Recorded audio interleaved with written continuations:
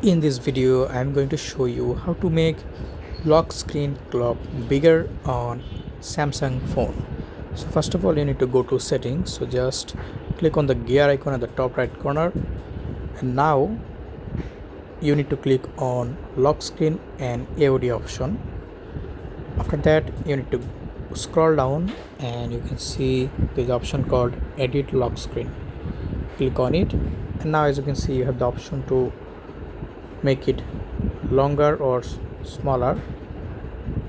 Just tap on it and adjust it according to your need. After that, you need to click on done, and you have your lock screen bigger at Samsung phone. So just click on lock. After you have unlocked it, you will see it much bigger.